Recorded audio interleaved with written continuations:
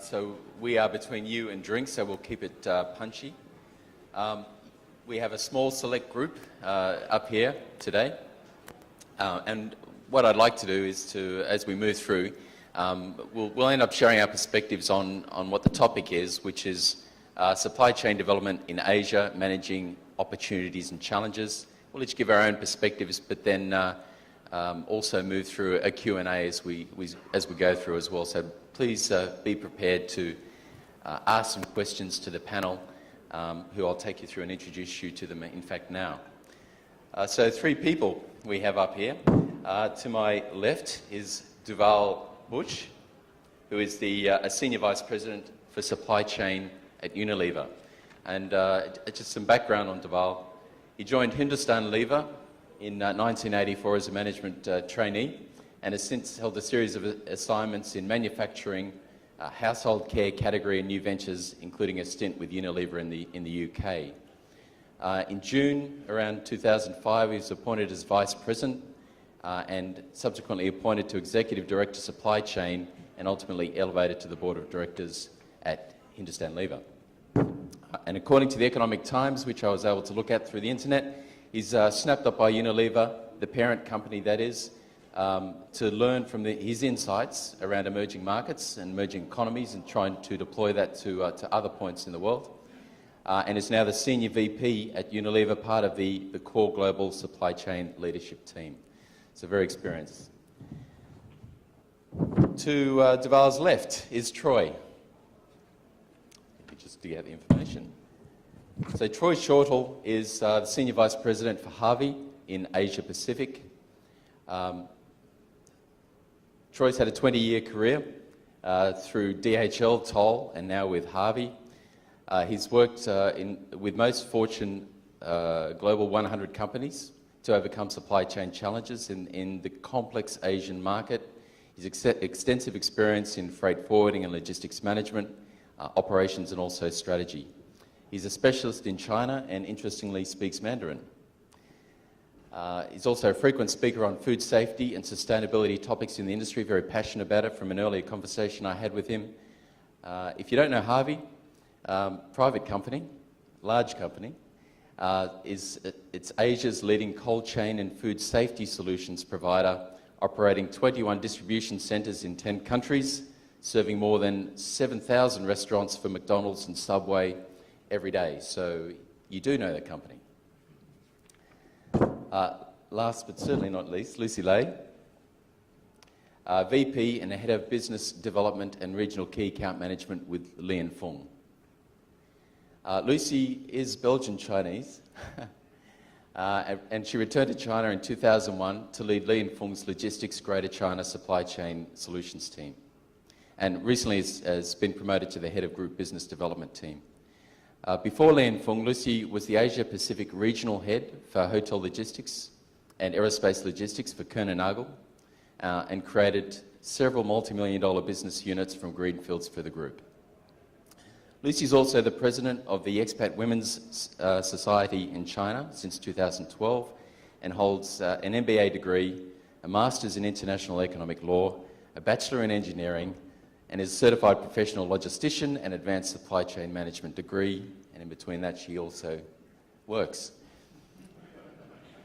So Lucy's also been a regular speaker, panellist in China and Singapore, and is also a visiting professor at Dalian Maritime University in China. She's lived and worked in Belgium, Hong Kong, Mexico, Australia, Singapore, before now returning to China where she's currently based. And if you are a real supply chainer, you certainly know of Li & Fung. Li & Fung is the world leader in consumer goods supply chain management, over 300 offices and DCs in more than 40 economies, 30,000 employees, and a sourcing network of over 15,000 suppliers. Li & Fung Logistics is operated under Li & Fung, the group, and manages around 10 million square feet facilities, partnering with 400 renowned companies to deliver more than 100 million consumer goods, 100 million consumer goods each day. So very experienced panellists. Who am I? My name is Craig Rawlings. I work in management consulting with Accenture. I lead what we call the supply chain operations practice across ASEAN. So I get to work with organisations across industry, from telcos through to resources industries, financial services, consumer products. And I guess through that, I get to see and to understand some of the challenges that a lot of large organisations in this part of the world are actually facing. And hopefully I can share some of those with you. So the format, I guess a little bit of a different format, to just break it up a bit during your afternoon, late in the afternoon, is that what I'd like to do is just to invite each of the speakers to give us around 5 minutes, their perspective on the topics of the opportunities and challenges of supply chain in this part of the world. Once we get through that and get those perspectives, then I'll try and be Paul and pose some questions to the panellists to get some discussion happening, some information sharing, and then around 40 minutes or so into the session is to open it up to the group, right? And so please, you've heard the backgrounds of the individuals up the front here, extremely experienced, very knowledgeable, and more than happy to share whatever insights they can to help you. So please prepare some questions, and we'll spend the last part of the session doing a QA with the broader group. Before I know I've done a lot of talking, and I'll finish up shortly. Before I hand across to Deval to give us his perspective on supply chain, I thought I'd just spend a few moments giving at least Accenture's perspective from the perspective of a consulting side of thing rather than an industry, of what we see around the opportunities and challenges in this region. And I guess what struck me by the topic is, in the same sentence, we use opportunities and challenges. And to me, that sums up some of the challenges we have within supply chain. Asia Pacific offers tremendous growth potential. But with that growth potential comes a whole heap of risks. And if I think of APAC, in fact, we talk about it as one region. It is not one region. It's a series of economies with specific needs and requirements which are actually interconnected. And to think of it as a single region requiring a single solution is actually part of the challenge that we as practitioners actually have. When I think of supply chain, and I did my undergrad in supply chain before they actually knew how to call it supply chain. It was called transport economics. But all through my career, it's been about optimization, right? And at first we dealt with the unpredictability of our colleagues within functions. So the demand plan that never quite matched what customers wanted, it was always a reflection of a sales plan. So we worked through that, and we improved our forecasting and analytics. We implemented S&OP processes, and we got predictability in our supply chains. And with that predictability, we started to test new opportunities. We started to extend our global supply chains. We moved manufacturing. We built global scale manufacturing centres. We looked for countries where we could get some labour arbitrage. We leveraged our supply base in order to reduce our cost. We implemented lean Six Sigma type of processes, and we took inventory out. But that added risk. And when we take the models which work in mature markets and start to apply them in emerging markets is, I think, where our big challenges actually come from. What we've seen, I guess, some changes which have happened recently. Asia used to be seen as a source of product. Product moved from east to west to serve mature markets, manufactured here, delivered overseas. Actually, we're now seeing a shift in trade flows. We're seeing product actually go from west to east, and we're seeing significantly more intra-Asia trade occurring. The tech-savvy individuals that live in Mumbai have probably more in common with their peers in San Francisco than they do with the rural compatriots in India. Same with the rich in Shanghai. They have more in common about their taste for labelled products as they do with the set in Paris. Yet, amongst all of that, we also have day workers who can only afford to wash their hair that night and buy satchels of product if they actually work that day. So Asia, in a sense, is a hugely complex market, not just on a product sense, but in many other sense. And that creates a lot of complexity and challenge for supply chainers. If we look at the tsunami, I mean, one of the more recent occurrences around the tsunami and the earthquake and the floods was that it actually exposed supply chains to risk. Those organisations that were better able to manage that risk actually took competitive advantage. So when we start to consider how to design supply chains, it's all about managing risk in that supply chain so you can take a competitive advantage should that risk event occur.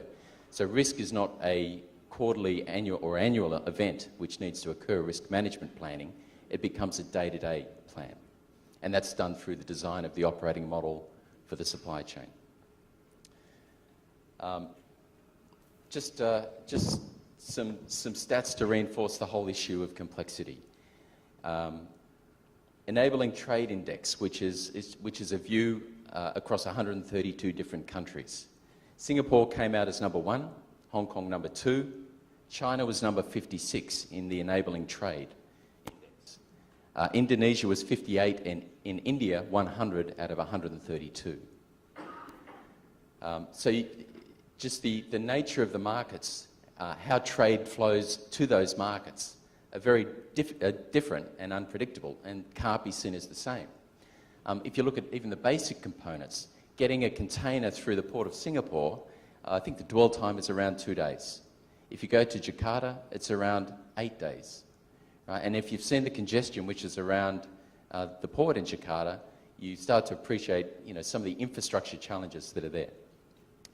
So a key, if I can leave you with a key thought, a key message, is that we, as supply chainers, I guess we think about our work as a chain, a series of interlinked events. But I think that thinking's now kind of moved on, because I think Asia actually poses a whole different set of challenges. Asia is a discrete set of markets. It has infrastructure, tax issues, political issues which must be dealt with on a local level. Now, what does that mean for us? The more progressive organisations are actually rethinking their supply chains and moving from a supply chain to, if you like, more of a supply web, and starts to consider, what do I need to bring into the centre and what do I need to actually deploy out? So the idea of my infrastructure investment decisions, where am I going to deploy my assets to? What type of assets am I going to have in different locations? Is now moving more back to the centre rather than being delegated to individual countries. Decisions on planning, on forecasting, even regional replenishment decisions happens at a central level, mainly because of talent issues, right? And the need to deal with a complex array of questions around optimising supply chains, which can only be done at a centre. So we've seen procurement centralised for a long period of time, but now we're seeing strategy and planning and logistics now being brought more to the centre for organisations, but also recognising that you still need to have local, on-the-street capability in country to be able to deal with the relatively high-touch environment, understanding the infrastructure issues, any political issues which are going to change configuration of supply chains, market information. So the people on the ground tend to deal with that, but companies are moving a lot of the high thinking, if you like, back into more of a centralised group. So that's it from me. So from key points, I think an important point is a lot of what we learn, there's Gatorna's book over here, so a lot of what we learn actually has to be unlearned. Sometimes it's better to keep more inventory than less inventory. Sometimes it's better to have more touch around product than trying to reduce the number of times we handle product. And sometimes it's needed to sub-optimise a supply chain in order to be more effective for customers.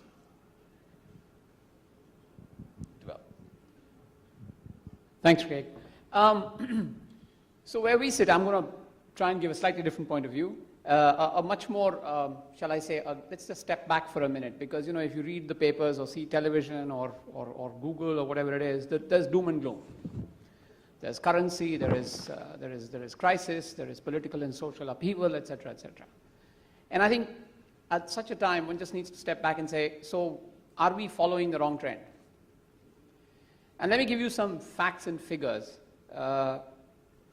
because I believe and we believe that actually it's those that matter rather than the short term what's going on. So the two sets of numbers between 2010 and 2020. The D&E world, the developing and emerging markets, which for us is Asia, Africa, everything apart from Western Europe and Northern America, so that keep it simple. In population terms, will grow from today's 84% of the world's population to 95% of the world's population. We're talking of 6.4 billion people from today meaning 2010, 5.8 to about 6.5 billion people. So the population is here. 13 out of 1,500 million plus countries are in D&E, or will be in D&E by 2020.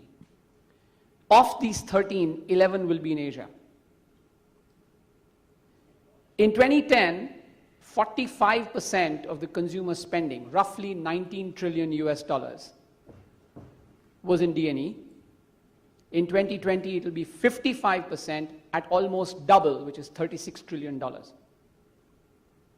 Okay? So if you were in our industry, or actually in any industry which are serving consumers and customers, you would ask two questions. Is my business where the people are? And is my business where the money is? And frankly, if you actually look at this kind of spread, this trend isn't changing because of the kind of events that are happening today. These are global shifts. These are tectonic shifts. They're on their way. Things are not going to change very much. Nearer home, if you take Asia, Asia in 2020 will be 52% of the world's population and 30% of this consumer spending. It's the center of the world. So I just want to focus us to say this is really the place where it's happening and will continue to happen for as far possible as we can see. Right? If you then take supply chain and try and, there's a lot of stuff. There's always a problem of plenty, because when you are seeing these major shifts, frankly, it's difficult to pick and choose and say, how are you going to win? Because you can do almost anything and hopefully get a little bit of success and a little bit of time, and then we all tend to lose our way. And we believe, and I believe in quite passionately, there are, in our view, 5 things. First is the challenge and the tension of global scale and local agility, the point that Craig made. There is to be a very high touch at the front end, at the consumer and customer end. But at the end of the day, the best of the world has to arrive in every market, in every street, in every shop, in every consumer's home. That is supply chain's first challenge and the first competitive advantage if it delivers it. The second one is partnering. Now, it's often spoken, but the reality is, because there is so much to do in these environments, in these countries, in all the D&E markets, essentially everything has to be developed at the same time.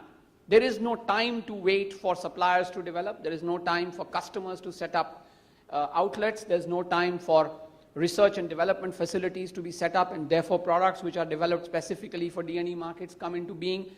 There's no time to set this up in the way it has traditionally been set up, and therefore partnering to win is critical.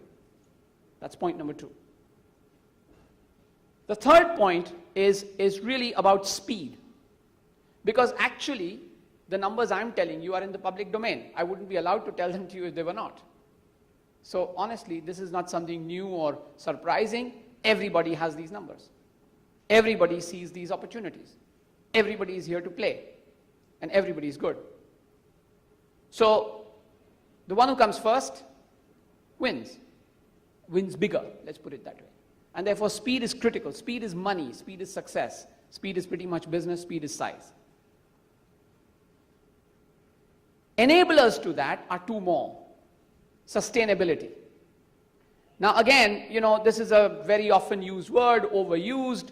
Everybody knows sustainability. It's something you throw in conferences, etc., etc. The thing is, how is sustainability experienced in this part of the world? It's experienced that I do not have clean drinking water. It's experienced as I cannot go to my work to work in a factory in a shift, in the first shift, because that's the only 45 minutes that water comes in my home and I need to fill it up for my kids and my family. Sustainability emerges as the enormous amounts of garbage heaps that are around my house. which give my children illness. This is how sustainability manifests itself. And I think we as supply chain have a responsibility. In fact, we probably only have a license to survive and manage this only if we handle this very, very carefully and very, very sensitively.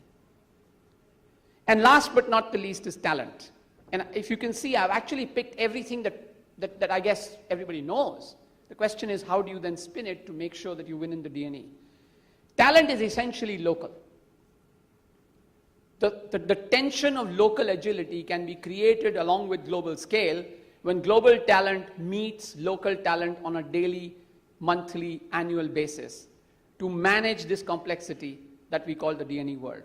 To land the best of global scale into every market can only happen if local talent is just as good, just as powerful, just as big, just as capable as the best of the global talent. And that cannot be done globally.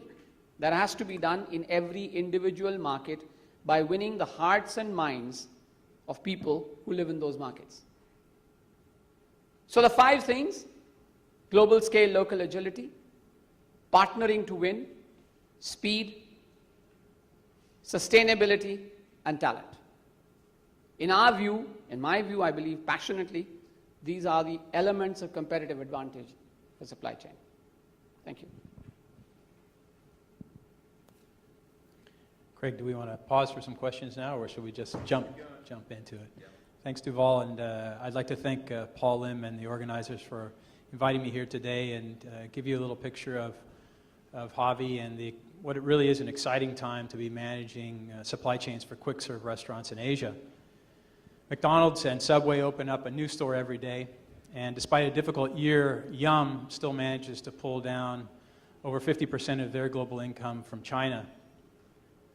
As an indication of business maturity and the successful strategies in core cities, leading quick-serve restaurants are shifting their growth ambitions to Asia's fastest-growing and underserved markets. It's a theme that we've heard quite a lot today.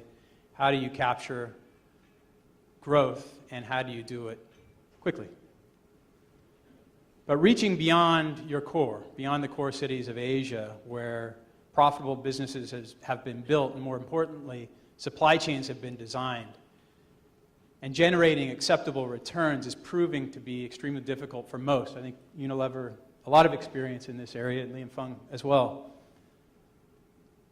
Challenges when you reach beyond the core market include supply chain costs that outpace your sales, ensuring, in our case, what's particularly important, product integrity, particularly when product is going into the mouths of millions of consumers every day, and finding alternatives to a one-size-fits-all approach in diverse, fast-growing markets. The first element that I want to spend some time on is the cost outpacing sales. And many of you here today spend a lot of time in the fastest developing markets around Asia: Indonesia, the Philippines, Thailand, parts of China. And you see this as well. Reaching target consumers beyond Metro Manila, into the provinces beyond the south and the eastern coast of China, any island off of Java in Indonesia, requires strategies that deploy multiple modes of transportation and also a very strong control over your costs and planning. In fact, operating margins are frequently squeezed to the limit just trying to supply new products to new stores from the old locations that were serving your core cities. And as an added drag, particularly in the quick-serve restaurant industry, a new store takes between 12 and 18 months to start contributing to the bottom line, to the business. So you've got an added drag of actually opening up new stores that are not net contributors for a better part of a fiscal year. So what's working for Javi, what's working for the customers that we serve? And I think it's no surprise that, and it's been mentioned already today, that taking a collaborative approach. And for us, that means a system-wide approach. In many cases, McDonald's and Subway are in a very unique position in the industry because they have suppliers that have served them in the United States, Europe, and other locations that they've invited to come in and actually set up supply chain product production in Asia, in those developing markets. And they're asking them to go further now today. So what we do with them is that when we think about the future network to serve the fastest growing markets around Asia, going beyond just the core that's been catered for up until this point, and thinking much further out into the future about where bets will be placed for capacity and also capability. We're not looking just at the classical outbound piece from DC to consumption point in a restaurant. We're actually looking at the inbound piece, which in most instances, particularly for the fastest growing peripheral markets in Asia, is more than 40% of the total supply chain cost. We're also looking at sites themselves and thinking about what we call hubs or food towns. So if you will, in China, for example, and soon come to the Philippines, a distribution center with a protein factory, a bakery, a dairy, all within a campus type environment, and being able to leverage not just labor efficiencies, but also cutting out the primary move for a lot of the semi-finished goods coming into that finished goods warehouse. And also on the sustainability side, being able to get real step change from energy efficiency on a site. So if you're looking for insights, and you're looking for what's new, particularly to serve the peripheral markets outside of traditional core, that's where we start to look for insight. We feel that from the producers that have been serving our customers in the past, it's all about putting up the future, thinking much longer term, going from typically 2 to 3 year planning horizons out to, in some cases, 15 years or beyond in terms of capacity and capabilities. The second area that I'd like to talk about is product integrity.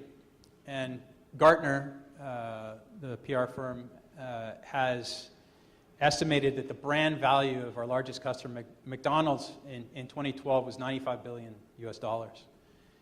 And when you get brand equity like that, and you balance that with growth in some difficult to serve markets, in fact, markets that a lot of supply chain services, they're elements that you wouldn't want to trust with food products. But thankfully, today, across the 7,000 or so outlets that we serve for McDonald's and Subway, no one's ever died eating at one of these outlets, and we'd like to keep it that way. So would our customers, of course, and protect not just the 95 billion, but of course what it means to consumers every day. So we've built really a reputation with our customers as being a name you can trust, maybe not a name you've heard of, Javi, but a name you can trust in places that you cannot.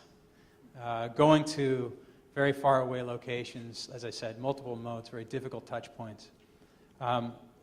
For our operations, and again, no surprise, many of you follow the HACCP standard for food and safety handling.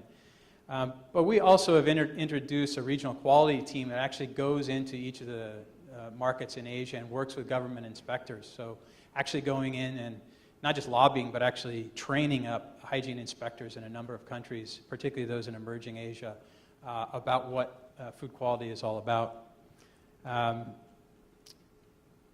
And when you deliver to the scale that we deliver to, almost 45 million cases into 7,000 outlets on a monthly basis, technology can only get you so far. The tracking and tracing capability, either in a truck or on a container for temperature control, GPS tracking to make sure you know that your driver is not stopping somewhere and going, the potential for, some kind of interference in a load.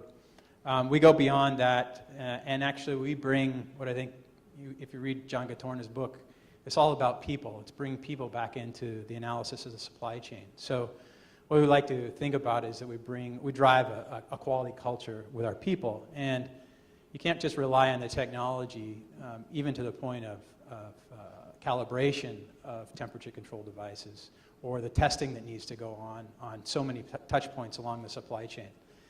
So we're really relying on our people to deliver the promise of food safety across this vast geography. And look, that's, I guess, again, probably not a surprise to you, but when you do it day in and day out, it does take a lot, and it really demands a quality culture, both at the operational level, but also at the leadership level.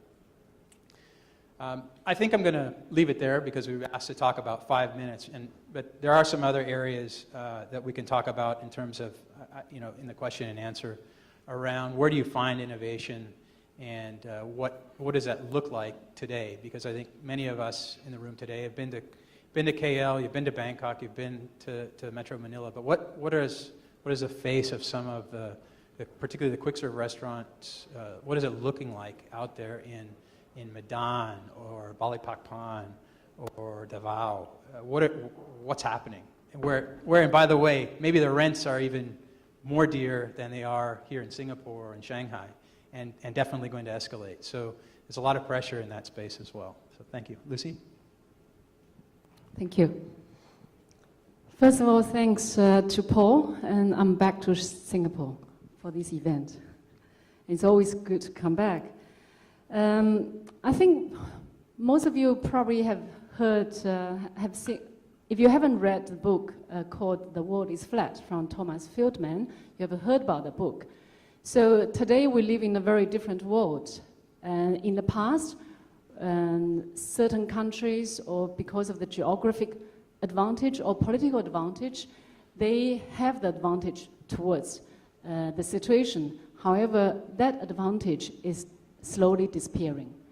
Today, we see the individual country or the region. You have to compete with the other. It's really like you're competing in the same street. And how do you make yourself stand out? If you look into the supply chain companies, there are so many in every country, in every city. So how do you make your company stand out? So that's a big question. And competing the supply chain management in the flat world management is very different from the traditional world. In the past, we source, like everybody said, Craig also said, in the past, Asia is the sourcing countries. The cheap labor provide all the brand sourced in Eastern country and provide the product to the Western country. And when you do the supply chain study, that moment it was called logistics study. It was a linear comparison. You see the container rate, you ask a few companies to quote you, or you find the cheapest warehouse. So that was a very linear comparison. However, today, the norm is source everywhere, and sell anywhere. So if you see a pair of jeans made, for example, the pair of jeans of Tommy Hilfiger, it's in my written made in Thailand. However, the fabric can come from Bangladesh, and the dyeing technique can be done in the yarn can come from Pakistan, and the dyeing technique can be done in Bangladesh, while the zipper and buttons can come from the best manufacturer in Japan, and then assembled everything in Thailand. So it's not really made in Thailand or made in China anymore. So in this kind of situation, it's still Tommy Hilfiger's brand. And this brand in the past was sold in States and then spread to Europe. But nowadays, it's everywhere, in 4 continents, if not 5 continents. So how do you manage the supply chain? So you cannot compare my freight cost from China, from Thailand to US, who can give me the best price anymore. You can't do this linear comparison anymore. It's a dynamic, it's a multi-dimensional comparison.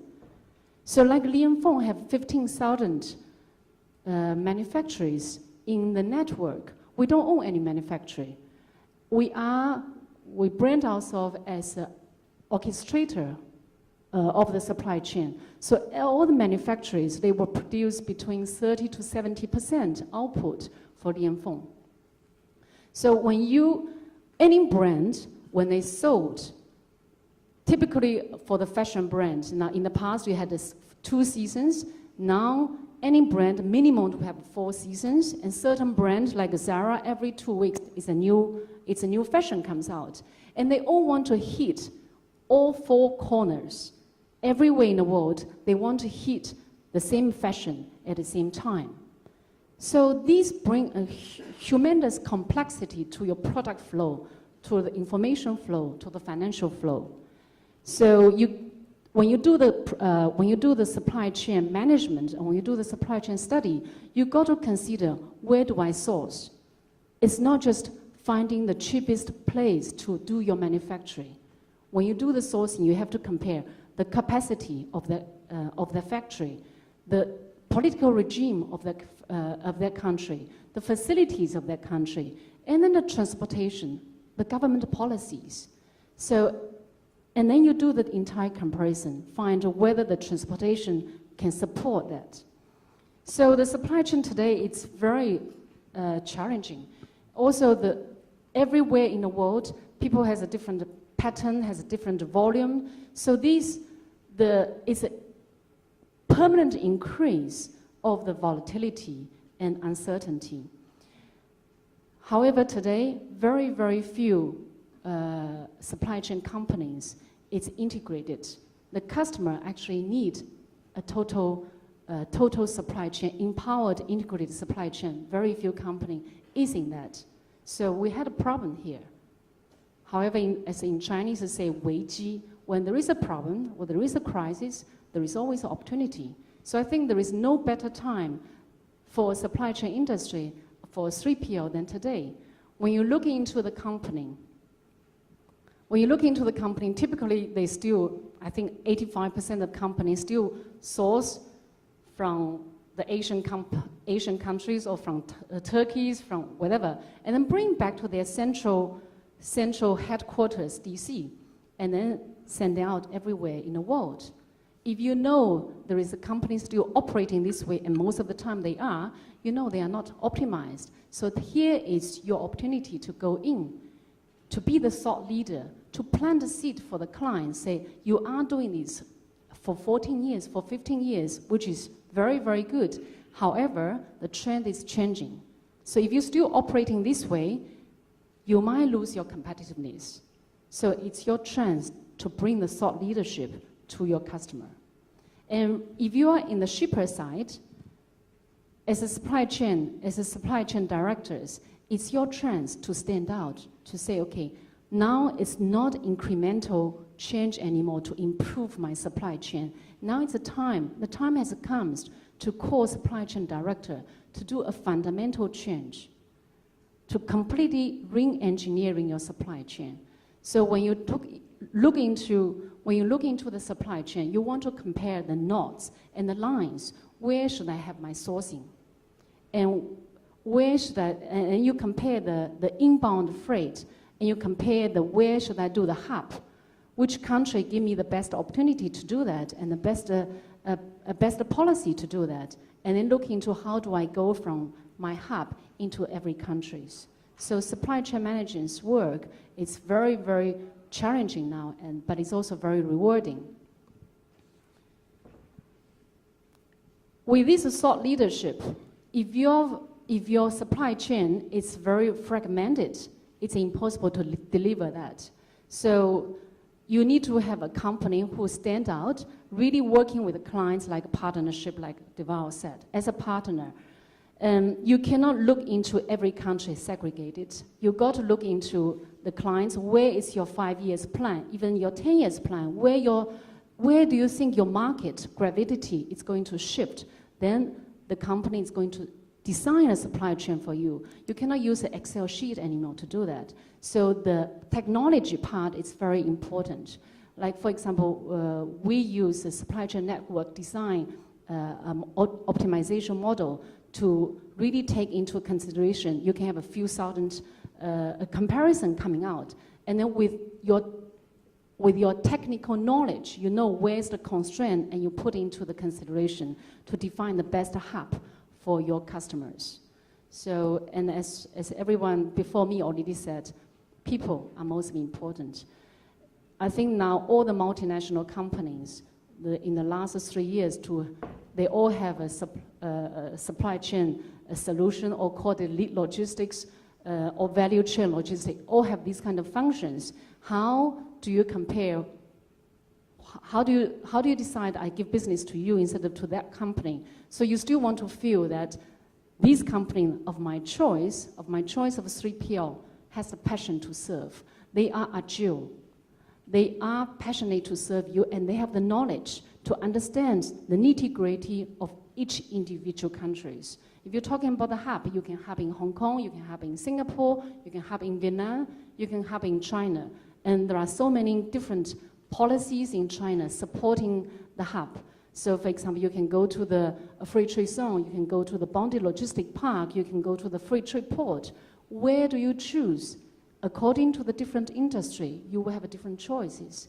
So we see tremendous support from the government involved into the supply chain industry. For example, the China 12-year plan already put into supply chain, development of the supply chain as the country's one of the most important strategy to go on. So we see the supply chain industry has a tremendous potential. One is to be the thought leaders, and second, it's a total integrated, empowered supply chain. Okay, thank you. All the other, I'll do the question answers. So slightly longer than 5 minutes, but I think there was some great information that was shared there. What I would like to do, since we're running a little bit behind time, is just I'll pose the first question, and then I'll actually open it up to the floor, then to pose subsequent questions. And I think for me, one key theme that came through from the three speakers is actually the power and the importance of creating the right partnerships. If I can quote, Troy was talking about a name you can trust in a place you can't, right? And trying to work a cold chain through some of the new markets, I guess, is quite challenging. And Deval was talking also about basically getting to every store, every corner store, and every house ultimately, and that's also through partnerships. I'd just like, I guess, your perspective on the importance of partnerships, how you create some of those supply chain partnerships, and how you manage them to manage the risk which is inherent in each of your business. So, thank you. I think, very briefly, I think two sets of partnerships call out to us. The first is the partnership with our suppliers, our vendors. And I think that is something that, again, we've been doing for a long time, but really to get into long-term business planning with them is something that's important, because capacities and capabilities have to be built by our suppliers quite often at a significantly higher cost and commitment than we have internally. So I think that's one thing that we're really now driving very hard. I think even with customers, I think what we see, particularly with global customers, is that growth is the common agenda. And very often when we have been in a country, in a market for decades, there are very unique capabilities we can bring in terms of even managing a lot of the back end for our customers while they are opening stores and stabilizing them. So I think it's a very dynamic nature of partnership, and there is really something that you have to learn almost on a daily basis and fit in the gaps. It's almost like a modern team. I mean, anybody can score a goal, anybody can defend a goal. And you manage this as a team without really worrying about being too formal about it.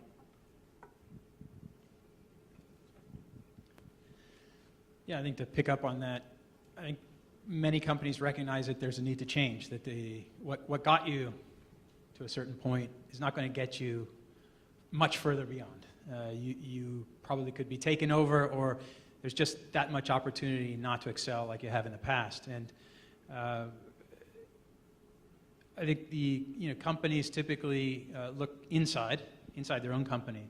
But the real opportunity is when they expand that internal look to their closest providers. And that's what I talk about partnership. And that's coming from the brand owner, Unilever, McDonald's, whoever, actually articulating in as open as possible a way to their partners what their future is going to look like, and what keeps them up at night, really. And I come from the third-party logistics industry. Mr. Graham and I were colleagues in a future life, and most companies, frankly, most brand owners, frankly, don't share a lot of that type of information with their logistics provider. That's the cold, hard, honest truth. When you get online e-bids, when you get churn and burn, freight rates that aren't even good for a season, there's a difficult environment to build a trusting, open, long-term type discussion relationship in. I'm not saying that that's going to go away, but that has its place, and it certainly does for a lot of you procurement folks here in the room today. But we're talking about something completely different. In fact, throw all of that type of behavior out when you talk about what we're talking about here. In fact, you've got to figure out a way to incentivize your partners, 3PLs, LLPs, all your packaging provider, your core product provider, your sub-assembly, whoever it is. You've got to figure out a way to share in a way with them about things in the future that you may not know about, but you got to figure out a way for them to come to the table and share with you and place bets to support you. It's the only way that we've really seen it work, and that's difficult if there's not a culture already embedded in a brand owner to share, or in their leadership to open up and talk about that. Because the fact is that a lot of companies are going to fail today are the ones that are not collaborating, that are relying on kind of old networks that may have worked in the past. Others are going to really eat their lunch, I think, in the future. So collaboration is really the only way to go. I'll make a very short remark on cooperation and partnership. I think when you study the supply chain, if you want to be the thought leader, you want to ask customer to give you all the last 12 months data in order to analyze the whole entire flow. And then you can, once you have a good information, you can recommend the best solution. So that your client has to be very open to you with all the information, which is confidential. From the implementation point of view, we also have a few very good examples. For example, when we signed up a long-term deal with our customer, and we guarantee certain KPIs, so that's for year one, and then for year two, we say, we believe we can improve productivity, because with the labor cost keep on going up, you don't want to increase your every year 10% of your handling charge to your customer. So the only way to improve is your productivity improvement. So we typically strike a deal with our clients to say, if I can improve your productivity, so you reduce your cost, we do the gain share. So then the end of the year, we hand a check to you as your customer, and the customer was very happy. They give some of the share, some of the saving to us. So I think in this way, you can really partner, and each party really have the aim for the common good. Great. Okay, what I'd like to do is to open it up. I'm sure there's some burning questions that you do have for the panel. So if you have a question, please, when you get the microphone, just stand up if you can, say who you are and which company you come from, and then your question to whichever panelist, or just pose it to the direct panel. So looking for the first question.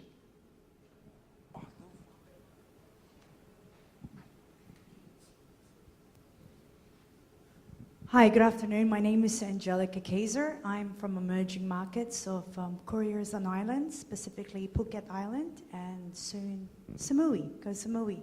My question is, as an expat in a country where I have lived a very long time, to grow that in that community, would you recommend something like a franchise system so that I could be prepared to grow this business in outlying islands and areas where the majority of the companies don't reach? How do I expand it? I mean, I'm from the franchising background. How do you feel about franchising? Thank you. Want me to take that one? Yeah, I think. Yeah, actually, I'll give you an example from the McDonald's world. Thailand, for example, is actually run not by a McDonald's leadership team. It's actually run by a local company, local Thai company that is called a distribution licensee, and they sit at the pyramid, if you will, for all the other 250 stores that are currently in Thailand today for McDonald's, and plan for, I think, 20-30% growth for the foreseeable future on that number. So one of the tensions to find the right platform for growth from McDonald's, which arguably is one of the larger franchises in the world, is to figure out when they control it centrally or when they work with a very capable partner. McDonald's just opened, they haven't opened yet, but they've selected a local entrepreneur in Vietnam, and Vietnam will be their 38th country in Asia, Pacific, Middle East, and Africa to open around the first of the year. And they chose very entrepreneurial, actually comes from investment banking background, but with a real passion for the business.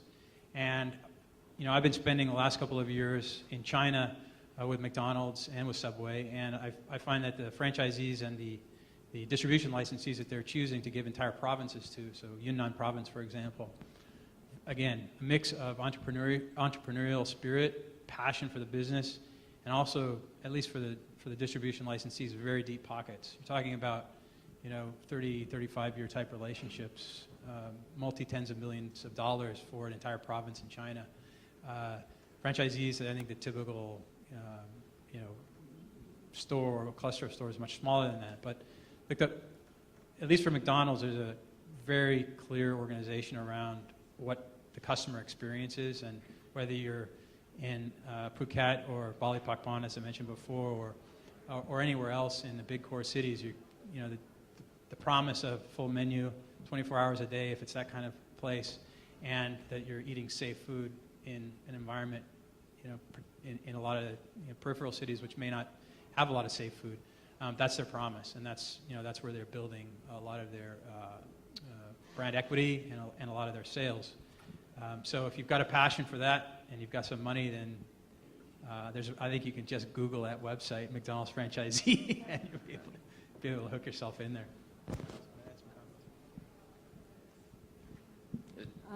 Sorry. Short answer for that. I think depends on the strategy. Typically, we see the brand owner when they go to a foreign countries.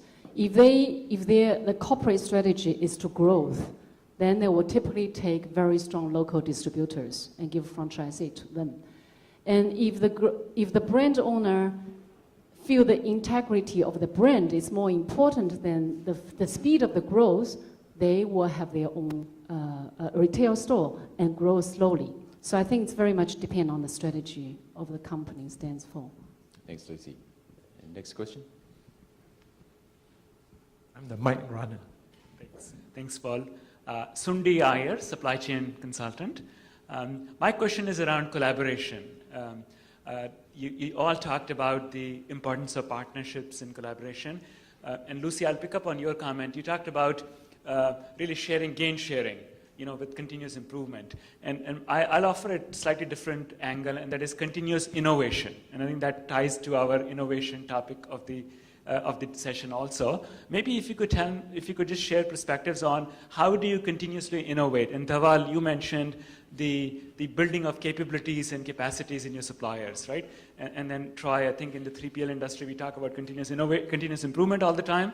But what does continuous innovation mean to all four of us as a next frontier in supply chain excellence? Thanks.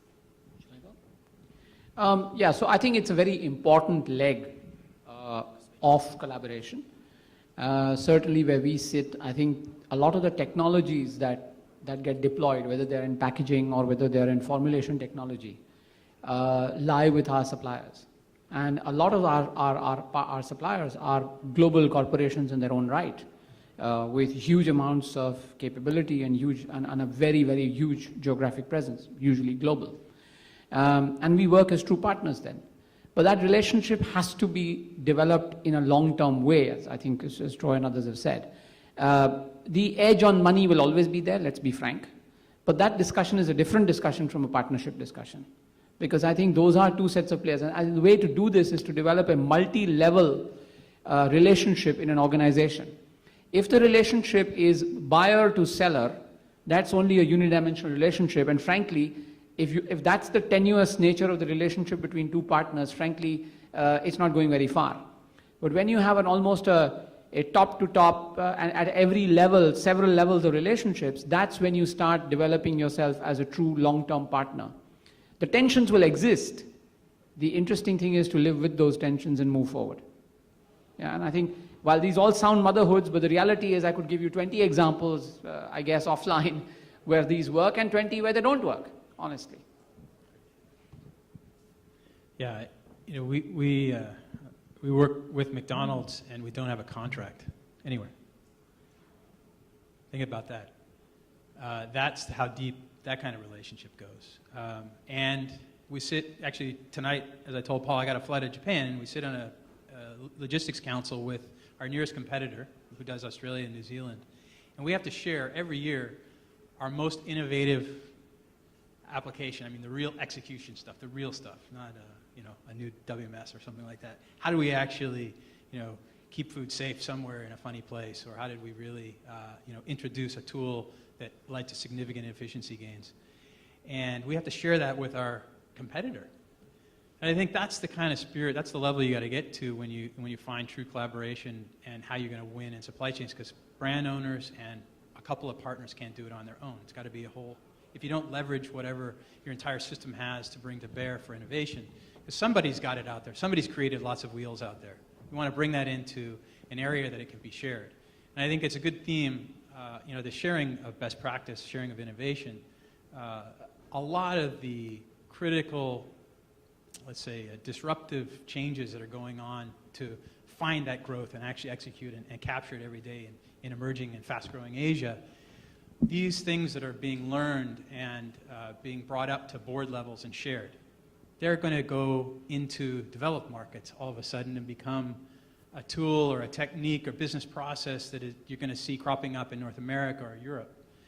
It happens a lot in our industry where, for example, to take advantage, to go around the highest rents in some of the peripheral markets, which are way higher than even in some of the core cities, and just finding appropriate space is very difficult. They're saying that the new small is vertical. So rather than having a big store footprint, you innovate by just thinking differently, and you go with multiple levels, or you put all of the non-customer facing process in a restaurant. You put it in the basement, and you bring processed food or anything else up through conveyors to a serving center.